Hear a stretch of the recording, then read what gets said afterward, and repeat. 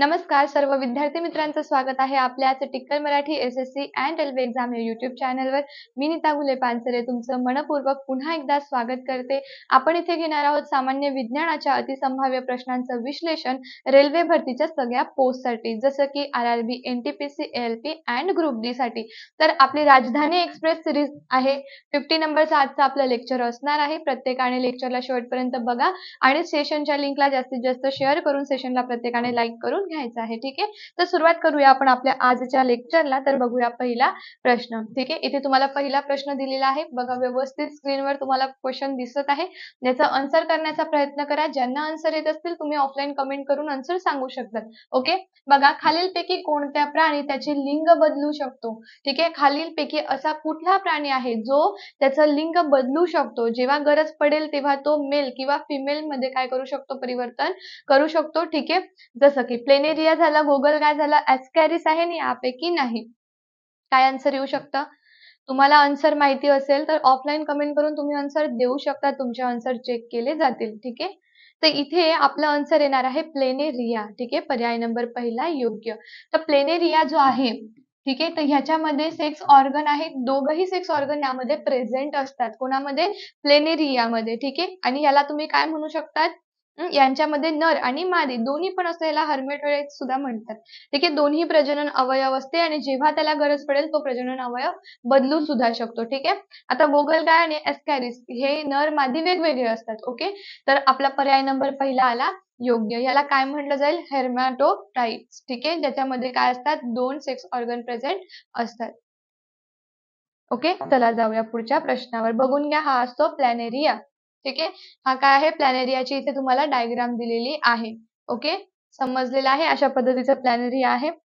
Then पुढच्या प्रश्नावर जाऊया. बघा, प्राण्यांचा कोणता गट केवळ मुक्तपणे राहणारे सागरी जीव आहेत? ठीक आहे, असा कुठला गट आहे प्राण्यांचा की जो फ्रीली स्विमिंग करतो किंवा फ्रीली डीप सी मध्ये राहतो? फ्रीलीचा अर्थ काय होतो? मुक्तपणे राहणे. म्हणजे असं नाहीये की एकदम एकत्रितपणेच खूप सारे जीवजंतू राहतील, असं नाहीये. जो पाण्यामध्येच राहू शकतो कुठल्याही होस्ट शिवाय, त्याचा तुम्हाला इथे प्रश्न विचारलेला आहे. प्राण्यांचा असा कोणता गट आहे जो सागरी जीव आहे? मोलुस्का, आर्थ्रोपोडा, निमॅटोड्स आणि इकायनोडर्मेटा. आय थिंक आपण हा क्वेश्चन आधीच्या लेक्चरला पण बघितलेला आहे. ठीक आहे, कालच्या लेक्चरमध्ये पण हा क्वेश्चन आपण बघितला होता.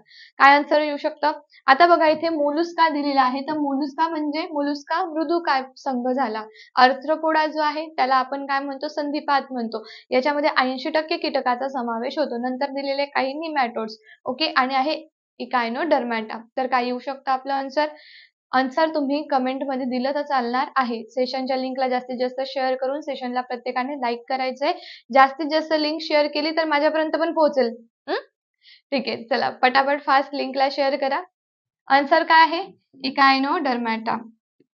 काही काही विद्यार्थी असं करतात ना, माझीच लिंक मला शेअर करतात. आता ज्यांना बोलत असेल त्यांना कळलं असेल. तर एवढी लिंक शेअर करतात की माझी लिंक माझ्याकडेच येते लेक्चरची. ओके, तर बघा, आपलं आन्सर येणार आहे इकायनोडर्मेटा. जसं की मी आधीच्या लेक्चरमध्ये पण ह्याबद्दल सांगितलेलं आहे. इकायनोडर्मेटाचा अर्थ होतो ज्यांच्या त्वचेवर, ज्यांच्या स्किनवरती काटे प्रेझेंट आहे आणि हे कुठे असतात? डीप असतात, सी मध्ये. ठीक आहे, सागर निवासी आहे आणि समुद्राच्या खोलीवर, खोल पातळीवर तुम्हाला हे सापडतात. ओके, मोलुस्का जो आहे हा सेकंड लार्ज फायलम आहे. तर आपला आर्थ्रोपोडा आहे सगळ्यात लार्जेस्ट, एकदम तुम्ही काय म्हणू शकता त्याला? सगळ्यात लार्जेस्ट अॅनिमल आहे हा, किंवा अॅनिमल किंगडम आहे. ओके, याच्यामध्ये 80% काय असतात? कीटकांचा समावेश होतो. सगळ्यात मोठा फायलम आहे. ओके, समजलं असेल तर जाऊया पुढच्या प्रश्नावर. ठीक आहे, पुढचा प्रश्न बघा काय दिलेला आहे. कोणत्या प्रकारच्या पुनरुत्पादनामुळे जास्त विविधता निर्माण होते? ठीक आहे, सांगा बरं. ज्याला आन्सर येत असेल त्यांनी ऑफलाईन कमेंट करून आपला आन्सर देण्याचा प्रयत्न करायचा आहे. अभ्यास तुमचा तसाच चालू ठेवा. बघा, जे काही वॉर सुरू आहे तर त्यामध्ये तुमचे पेपर एकतर डिलेही होऊ शकतात किंवा आय थिंक ते लवकर, बघा, लवकर घेण्याची तर जास्त संभावना मला वाटत नाहीये. बट तरी सुद्धा तुम्ही तुमचा अभ्यास सुरू ठेवा, कंटिन्यू ठेवा. असं नको व्हायला की कधीही काही डिसिजन होऊ शकतं आणि तुमचे पेपर होऊही शकतात किंवा डिले येऊ शकतात. पण तुम्ही स्वतः कुठल्याही परिस्थितीसाठी प्रिपेअर हवे, म्हणून तुम्ही आपला अभ्यास कंटिन्यू सुरू ठेवायचा आहे. तर कोणत्या प्रकारच्या पुनरुत्पादनामुळे जास्त विविधता म्हणजे डायव्हर्सिटी निर्माण केली जाईल किंवा डायव्हर्सिटी निर्माण होईल? तर बायनरी फिजन दिलाय, अलैंगिक पुनरुत्पादन, बहुविखंडन आणि लैंगिक पुनरुत्पादन दिलेलं आहे. ठीक आहे, काय येईल बरं आपलं आन्सर? सेशनच्या लिंकला पण जास्तीत जास्त शेअर करून घ्यायचं आहे. प्रत्येकाने सगळीकडे लिंक शेअर करा. जे विद्यार्थी मित्र रेल्वे भरतीसाठी अभ्यास करत असतील त्या प्रत्येकाने सेशनच्या लिंकला शेअर करा आपल्या इतर सगळ्या ग्रुपमध्ये. ओके. तर इथे आन्सर येणार आहे पर्याय नंबर 4 योग्य, लैंगिक पुनरुत्पादन. ठीक आहे. आता लैंगिक पुनरुत्पादन एक अशा पद्धतीचं फर्टिलायझेशन प्रोसेस आहे किंवा रिप्रोडक्शन प्रोसेस आहे की ज्याच्यामध्ये नर व मादी 2 जनक असतात. ठीक आहे. सगळ्यात जास्त डायव्हर्सिटी तुम्हाला कशात बघायला मिळेल? आय थिंक याच्याबद्दल आपण जाणून घेतलं आहे ऑलरेडी, है ना. तर बघा इथे आहे मेल स्पर्म, म्हणजे इथे झाला एक जनक आणि इथे झाला फिमेल. ठीक आहे. फिमेल आपण स्पर्म नाही म्हणू शकत, इथे आपण काय म्हणू शकतो? एग सेल म्हणू शकतो. काय म्हणू शकतो? Egg cell. ठीक आहे. अंडपेशी म्हणू शकतो. ओके. मग आता इथे काय झाले? 2 जनक प्रेझेंट आहेत. 2 जनक प्रेझेंट असल्यानंतर इथे जेव्हा दोघांचं काय होईल? फलन होईल, त्याला आपण काय म्हणतो? झायगोट फॉर्मेशन म्हणतो, है ना. झायगोट फॉर्म झाल्यानंतर त्याचं रूपांतर एम्ब्रिओ मध्ये होईल आणि नंतर इथे काय होणार आहे? बेबी फॉर्म होणार आहे, फिटस फॉर्म होणार आहे आणि ह्या फिटस मध्ये ह्या दोघांचेही काय असतील? गुणधर्म असणार आहे. म्हणूनच आपण याला काय म्हणू शकतो? सगळ्यात डायव्हर्स प्रोसेस. ठीक आहे. ज्याच्यामध्ये जास्त विविधता आढळून येते. आता जसं की एक आपण विचार करू की बायनरी फिजन मध्ये, जसं की आपण कालच्या लेक्चरमध्ये बायनरी फिजन बघितलं जे अमिबामध्ये असतं. सो बायनरी फिजन जे अमिबामध्ये होतं तर तेव्हा काय होणार आहे? समजा ही काय आहे? जनक पेशी आहे. जनक पेशी म्हणजे काय? मदर सेल आहे. तर हिचं जेव्हा विभाजन होतं तर ह्याच्यापासून 2 अमिबा तयार होतात, आहे ना. हिच्यापासून काय होणार आहे? 2 अमिबा तयार होणार आहे. बट ह्या अमिबामध्ये असलेला जो डीएनए आहे हा तंतोतंत याच्यामध्ये सारखाच येणार आहे. म्हणजे इथे डायव्हर्सिटी आहे का? ठीक आहे. इथे डायव्हर्सिटी प्रेझेंट आहे का? नाही. म्हणजे काय आहे? एका जनक पेशी सारखेच 2 काय झाले? तयार झालेले आहे. याला आपण काय म्हणतो? बायनरी फिजन म्हणतो, है ना. समजलंय? आणि अलैंगिक पुनरुत्पादन म्हणजेच अमिबाचं तुम्ही घेऊ शकतात, कारण अमिबाचं जे प्रजनन आहे ते अलैंगिक पद्धतीचं आहे, एकपेशीय आहे. ओके. बहुविखंडन. आता बहुविखंडनाचा अर्थ काय होतो? समजा एखादा घटक आहे तर त्या घटकाचे जे केंद्रक आहे ते भरपूरदा विभाजित झाले. ठीक आहे. आता मी इथे एक पेशी घेतलेली आहे, बट हिचं जे न्यूक्लियस होतं, केंद्रक होतं, हे अनेकदा काय झालं? विभाजित झालं. म्हणजे अनेक वेळेस त्यांचं काय झालेलं आहे? विभाजन झालेलं असेल तर आपण त्याला काय म्हणणार? बहुविखंडन. कारण त्या प्रत्येक केंद्रकापासून एक न्यू स्पेसिस, एक न्यू फॉर्म होणार आहे. ठीक आहे. न्यू सेल, प्रत्येक केंद्रकाची new cell, new species form होणार आहे, ज्याला आपण बहुविखंडन म्हणतो. बहु म्हणजे काय? 2पेक्षा जास्त आणि विखंडन म्हणजे सेपरेशन. ठीक आहे. एक केंद्रक जे आहे ते खूप वेळेस सेपरेट होत असेल त्याला बहुविखंडन म्हटलं जातं. क्लिअर झालं? याला काय म्हणणार तुम्ही? Binary fission. ठीक आहे. त्याच्यानंतर ह्याला काय म्हणणार तुम्ही? बहुविखंडन. अलैंगिक पुनरुत्पादन हे दोघांमध्ये आहे. ठीक आहे. हे दोघंही कसे आहे? असेक्शुअल. त्यांच्यामध्ये काय होत आहे? ठीक आहे. फर्टिलायझेशन होत आहे. लक्षात आलं? आणि लैंगिक पुनरुत्पादन मी तुम्हाला इथे सांगितलेलं आहे. ठीक आहे. समजलं असेल तर प्रत्येकाने सेशनच्या लिंकला फास्ट शेअर करायचे. जेवढे प्रेझेंट आहे प्रत्येकाने लाईक करून घ्यायचे आहे. ओके. आणि तुम्हाला आन्सर येत असेल तर तुम्ही ऑफलाईन कमेंट करून नक्की आन्सर देण्याचा प्रयत्न करा. चला पुढचा प्रश्न बघा. खालीलपैकी कोणता प्राणी ट्रिप्लोब्लास्टिक नाहीये? काय विचारलं गेलं? कोणता असा प्राणी आहे जो ट्रिप्लोब्लास्टिक नाहीये? ट्रिप्लोब्लास्टिकचा अर्थ होतो की ज्याच्यामध्ये 3 जर्म्स लेयर प्रेझेंट असतात. ठीक आहे. एखाद्या प्राण्याची बॉडी जी आहे ती जर पूर्ण 3 जर्म लेयर पासून बनलेली असेल तर त्याला आपण ट्रिप्लोब्लास्टिक म्हणतो. नाही तर आपण एखाद्याला समजा 2च जर्म लेयर आहे, ठीक आहे, तर त्याला आपण डिप्लोब्लास्टिक म्हणणार. मनुष्य जो आहे तो ट्रिप्लोब्लास्टिक आहे. आपली जी बॉडी आहे ही 3 जर्म लेयर पासून बनलेली आहे. कुठल्या कुठल्या आहे आपल्यामध्ये? Endoderm, ectoderm and mesoderm. ठीक आहे. Ecto means what? जी सगळ्यात वरची लेयर आहे. मेसो मीन्स मधली लेयर आहे अँड एंडो मीन्स काय? सगळ्यात आतली लेयर आहे. ठीक आहे. अशा 3 जर्म लेयर पासून मानवाची निर्मिती झाली आहे. तर ह्याच्यामध्ये बघा जेलीफिश, ॲस्कॅरिस, गांडूळ आणि प्लेनेरिया यापैकी ट्रिप्लोब्लास्टिक कोण नाहीये? असा प्रश्न आलेला आहे. प्रश्न व्यवस्थित बघा, नाहीतर आधीसारखे उत्तर देऊन कन्फ्युज व्हाल स्वतःही. ठीक आहे. आणि पूर्ण कमेंट बॉक्स भरून टाकाल त्याचे. तर ऑफलाईन कमेंट नक्की करायची आहे. तुमची कमेंट जी आहे ती चेक केली जाईल. ठीक आहे. आन्सर काय येऊ शकतं इथे? तर इथे आन्सर येणार आहे पर्याय नंबर 1 योग्य, जेलीफिश. ठीक आहे. जेलीफिश जी आहे ही ट्रिप्लोब्लास्टिक नसून ही ड्रिप्लोब्लास्टिक आहे. ड्रिप्लोब्लास्टिकचा अर्थ होतो की ह्याच्यामध्ये 2 जर्म लेयर आहे. याला तुम्ही काय म्हणणार? डिप्लोब्लास्टिक. ठीक आहे. म्हणजे ह्याच्यामध्ये किती जर्म लेयर आहे? दोन लेअर प्रेझेंट आहे. दोन लेअर पासून जेलीफिशची बॉडी तयार झाली. ठीक आहे. याचा अर्थ काय? दोन लेअरचं नाव काय येणार? एक तर असणार आहे एक्टोडर्म आणि एक असणार आहे एंडोडर्म. ह्यामध्ये मेझोडर्म नाहीये. ठीक आहे. आपण मनुष्य जो आहोत, ठीक आहे, ऍस्कॅरिस झालं, गांडूळ झालं, मनुष्यासोबत हे पण हे ट्रिप्लोब्लास्टिक आहे. लक्षात आलं असेल सगळ्यांना. तर जाऊया पुढच्या प्रश्नावर. ठीक आहे. पुढचा प्रश्न बघा काय दिलेला आहे. मायटोसिसच्या कोणत्या टप्प्यात विभाजक पेशीचे गुणसूत्र मध्य रेषेवर स्थित असतात ते सांगा. ठीक आहे. मेटाफेज मायटोसिसच्या कोणत्या टप्प्यात? ठीक आहे. आन्सर तर मीच तुम्हाला सांगितलं. तर बघा पेशी विभाजनाच्या पद्धतीचं ऑप्शन तुम्हाला दिलेलं आहे. Anaphase, telophase, metaphase and prophase. ह्या काय झाल्या? पेशी विभाजनाच्या 4 प्रोसेस आहे, पद्धती आहे. ठीक आहे. मायटोसिस अँड मिओसिस पेशी विभाजनाच्या 2 पद्धतीतल्या पद्धती, सब टॉपिक तुम्ही याला म्हणू शकतात. ओके. तर जसं मायटोसिसचा असा कुठला टप्पा आहे, असा कुठला भाग आहे की ज्याच्यामध्ये सिस्टर क्रोमॅटिड एक सरळ रेषेमध्ये असतात. ओके. अशी तुम्हाला विचारलेली प्रोसेस आहे. काय आन्सर येईल इथे? पर्याय नंबर 3 योग्य, मेटाफेज. ठीक आहे. तर सगळ्यात पहिले जाणून घ्या की हे काय आहे नेमकं. तर बघा पेशी विभाजन जे केलं जातं, तुम्ही त्याला बोलू शकता सेल डिव्हिजन. सेल डिव्हिजन किती पद्धतीने केली जाते? तर सेल डिव्हिजनच्या 2 पद्धती आहेत. ठीक आहे. पहिली पद्धत जी आहे तिला तुम्ही काय म्हणणार? Mitosis. And second one is काय म्हणणार याला? मिओसिस. ठीक आहे. मायटोसिसलाच काय म्हटलं जातं? गुणसूत्री विभाजन. ठीक आहे. काय म्हटलं जातं? गुणसूत्री विभाजन. आणि मिओसिसला म्हटलं जातं अर्धगुणसूत्री विभाजन. अर्धगुणसूत्री विभाजन. लक्षात आलं बाळांनो? समजलेलं आहे इथपर्यंत? आता बघा गुणसूत्री विभाजनामध्ये काय केलं जातं? तर गुणसूत्री विभाजनामध्ये जे 46 क्रोमोझोम आपल्याकडे प्रेझेंट आहे, ठीक आहे, 46 नंबर ऑफ क्रोमोझोम जे आपल्यामध्ये काय असतात? प्रेझेंट असतात, हे ना. तर ह्या क्रोमोझोमला पूर्ण डिवाइड केलं जातं. ही जी मदर सेल आहे, डॉटर सेलला पूर्ण गुणसूत्र काय करते? देऊन टाकते. ठीक आहे. ह्याला म्हटलं जातं गुणसूत्री विभाजन, ज्याच्यामध्ये गुणसूत्रांची जी संख्या आहे ती काय केली जाते? गुणसूत्र पूर्ण विभागली जातात. गुणसूत्राची जी संख्या आहे ती तशीच्या तशी डॉटर सेलमध्ये दिली जाते. ठीक आहे. त्याच्यानंतर आहे अर्धगुणसूत्री विभाजन.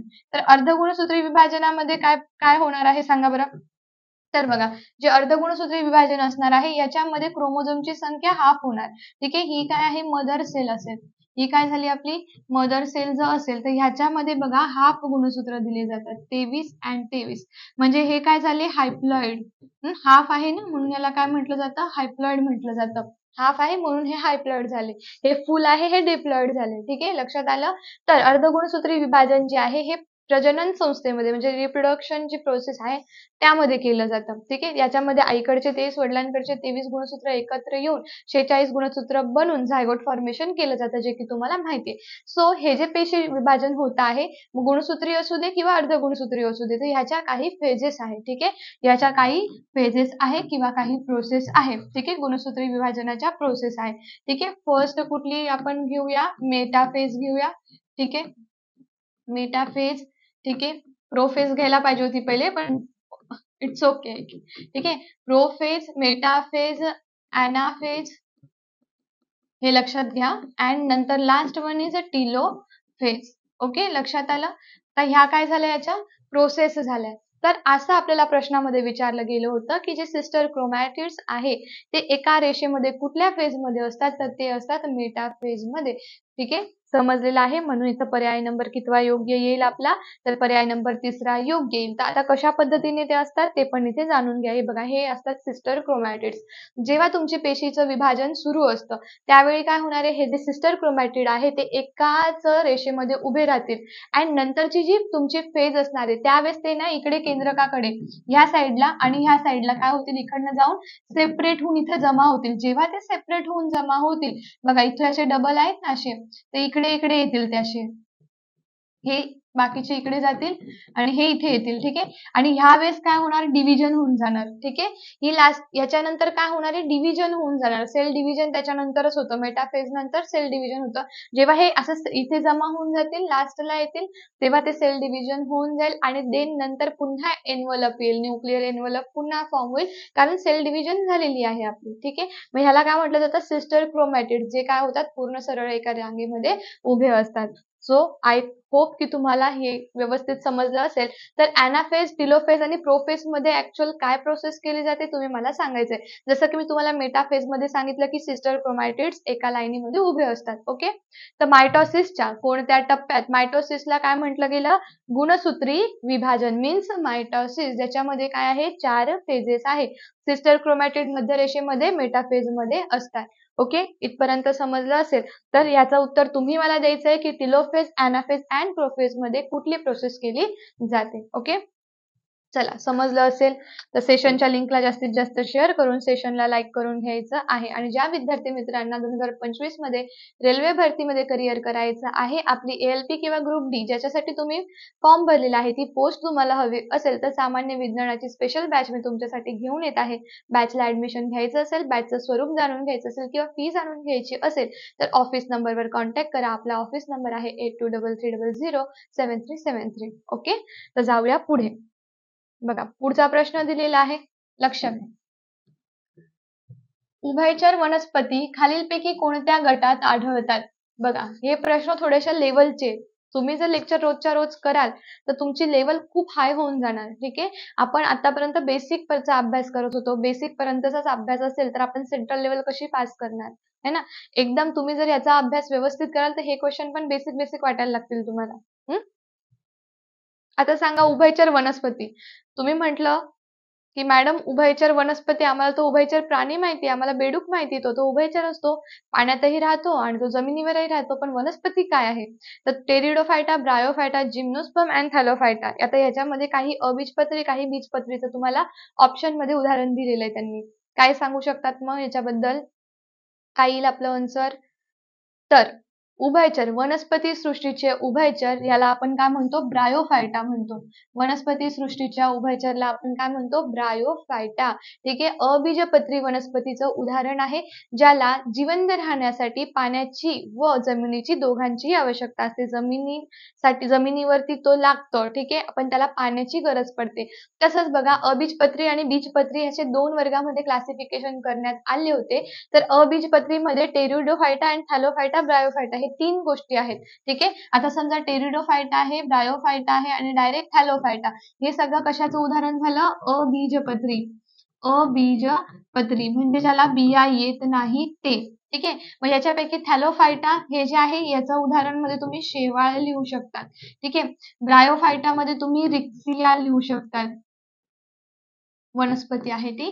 ठीक आहे. आता हे जे आहे ते पूर्ण पाण्यात राहतं, शेवाळ जे आहे ते पाण्यात असतं, सगळ्यांना माहिती आहे. रिक्सिया जमीन व पाणी. ठीक आहे. जमीन व पाणीवर वाढणारं आढळणारं आहे. आणि टेरिडोफायटा, टेरिडोफायटा जे आहे हे पूर्णपणे जमिनीवर असतं. ठीक आहे. कुठे असतं, जमिनीवर वाढतं. ठीक आहे. त्याच्यानंतर जिम्नोस्पर्म, जिम्नोस्पर्म कशाचं उदाहरण आहे, बीजपत्री. बीजपत्री वनस्पतींचे 2 वर्गात वर्गीकरण करण्यात आले होते. एक वर्ग त्याचा काय होता सांगा. एक वर्ग आहे आवृत्त बीजी आणि दुसरा वर्ग अनावृत्त बीजी. मग आता तुम्हाला जिम्नोस्पर्म विचारलेला आहे, म्हणजे अनावृत्त बीजी विचारलेला आहे, ज्यांच्या बिया फळांमध्ये झाकलेल्या नसतात. जसं की तुम्ही देवदारचं झाड घेऊ शकता, ते जिम्नोस्पर्मचं उदाहरण आहे. ओके. एकाच क्वेश्चन मध्ये रिलेटेड सगळे क्वेश्चनचा अभ्यास करून घ्यायचा असतो. ठीक आहे. समजलं आहे. सेशनला जास्तीत जास्त शेअर पण करून घ्यायचंय, नुसतं बघायचं नाही लेक्चर, आणि लाईकही करायचंय सगळ्यांनी. ओके. आन्सर काय आला आपला, ब्रायोफायटा. वनस्पती सृष्टीचे उभयचर कोणाला म्हटलं जातं, ब्रायोफायटाला. ब्रायोफायटा काय आहे, अबीजपत्री आहे. कुठे राहतं, जमिनीवर आणि पाण्यात, म्हणूनच उभयचर आहे. याचं उदाहरण काय आहे, रिक्सिया नावाची वनस्पती. तुम्ही गुगल करून घ्या. ठीक आहे. समजलं असेल सगळ्यांना. तर जाऊया आजच्या आपल्या पुढच्या प्रश्नावरती. तोपर्यंत ज्यांनी लाईक केलं नाही सेशन करून घ्या.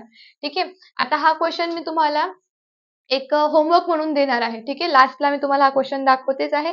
याचं उत्तर सगळ्यांनी मला द्यायचंय. ओके. तोपर्यंत पुढे बघूया. बघा, वैज्ञानिक वर्गीकरणामध्ये वर्गीकरणाचे मूलभूत एकक कोणती आहे? वैज्ञानिक वर्गीकरण म्हणजे सायंटिफिक क्लासिफिकेशन करत असताना एकदम मूळ आणि जसं म्हणतो ना आपण की त्याच्याशिवाय क्लासिफिकेशनची प्रोसेस पुढे जाणार नाही, असं कोण आहे? जाती, प्रजाती, कुटुंब की गण?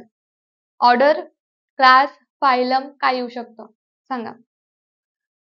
काय आन्सर येईल? ऑफलाईन कमेंटमध्ये आन्सर तुम्ही द्या. चालणार आहे. आन्सर काय येऊ शकतं आपल्या इथे? पर्याय नंबर दुसरा योग्य. प्रजाती सगळ्यात आधी सगळ्यात जास्त महत्त्वाचं जर काही असेल तर ती जी स्पेसीज आहे तिची प्रजाती सगळ्यात पहिले प्रजाती बघितली जाते. ठीक आहे. स्पेसीज कुठली आहे ती? ती प्रजाती तिची बघितली जाते, जात बघितली जाते, देन त्यांचं क्लासिफिकेशन केलं जातं. सो क्लासिफिकेशनचं मूळच काय आहे? प्रजात आहे. म्हणून पर्याय नंबर दुसरा काय केला आपण? योग्य. ठीक आहे. तर जाऊया पुढच्या प्रश्नावर. पुढचा प्रश्न बघा. गतिमान जीवाणू पेशीला डॅश डॅश असे म्हणतात. गतिमान म्हणजे मुवमेंट करणारे. ठीक आहे. एका ठिकाणाहून दुसऱ्या ठिकाणी मुवमेंट करणारे जे पेशी आहे त्याला काय म्हटलं जातं? ऑप्शन तुम्हाला दिलेले आहेत. समस्थानिक गॅमेट्स, नर गॅमेट्स आणि मादी जनुकीय पेशी. ठीक आहे. आता ह्याच्यामध्ये थोडंसं डोकं लावा, की आता मूव्हेबल पेशी आहे म्हणजे एका ठिकाणाहून दुसऱ्या ठिकाणी त्यांना मुव्हमेंट करून जायचं आहे. म्हणून त्यांना गतिमान किंवा त्याला मोबाईल सुद्धा म्हणतो. मोबाईलचा अर्थ फक्त तुम्ही बघत आहात तो मोबाईल नाही होत. मोबाईल म्हणजे ज्याची मूव्हमेंट होते. ठीक आहे. मोबाईलला मोबाईल नाव काय आहे? कारण तुम्हाला जिथे जायचं असेल तिथे तुम्ही त्याला घेऊन फिरतात. बरोबर की नाही? तुमच्या मोबाईल सोडून तर तुम्ही कुठे जाणारच नाही कधी. म्हणजे तुम्ही स्वतःचं अन्न न घेता, ठीक आहे, रस्त्यात कुठेतरी काहीतरी खाऊन घेऊ असा विचार असतो. पण मोबाईल तर आपल्याला पाहिजे. आहे ना? एक टाइम जेवायला नसलं तरी चालेल, पण मोबाईल पाहिजे आणि त्याच्यामध्ये नेटवर्क पण पाहिजे. ठीक आहे. त्यानंतर त्यामध्ये काय पाहिजे? चला. आन्सर करायचंय. गतिमान जीवाणू पेशीला डॅश डॅश असे म्हटले जाते. समस्थानिके, गॅमेट, नर गॅमेट. काय म्हणणार? तर इथे आन्सर येणार आहे पर्याय नंबर तिसरा नर गॅमेट, ज्याला तुम्ही स्पर्म किंवा ज्याला शुक्राणू म्हटले जाते. ठीक आहे. हे जे नर गॅमेट्स आहेत त्यांना युटेरस पर्यंत पोहोचण्यासाठी मुवमेंट करावी लागते ना. Uterus and then fallopian tube. ठीक आहे. फॉलोबियन ट्यूब मध्ये फर्टिलायझेशन म्हणजे फलन प्रक्रिया होते. सो त्यांना काय करावं लागतं? तिथे जायपर्यंत मुवमेंट, ज्याला आपण मोबाईल पेशी म्हणू शकतो कारण त्या मुवमेंट करून जातात. समस्थानिके ही अणूंची रचनेमधली आहे. समस्थानिकांचा अर्थ काय होतो? एकाच मूलद्रव्याचे दोन रूपांना समस्थानिके म्हणतो आपण. ठीक आहे. ज्याला आपण आयसोटॉप्स पण म्हणतो. ठीक आहे. त्याची जी पूर्ण कन्सेप्ट आहे ती तुम्हाला भेटून जाईल आपल्या ह्याच चॅनलवरती. ओके. गॅमेट म्हणजे काय असतात? गॅमेट्स म्हणजे जनन काय आहे ते अवयव आहे. ठीक आहे. आणि मादी जनुकीय पेशी म्हणजे अंडपेशीला म्हटलेलं आहे. लक्षात आलं असेल. तर जाऊया पुढच्या प्रश्नावरती. पटापट जेवढे प्रेझेंट आहे सेशनच्या लिंकला शेअर करून सेशनला लाईक करून घ्या.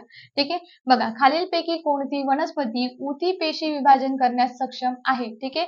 खालीलपैकी कोणती वनस्पती ऊती अशी आहे जे पेशी विभाजनासाठी सगळ्यात जास्त सक्षम आहे? आता तुम्हाला जर याचं काम माहिती असेल, ठीक आहे, तर लगेच समजणार आहे.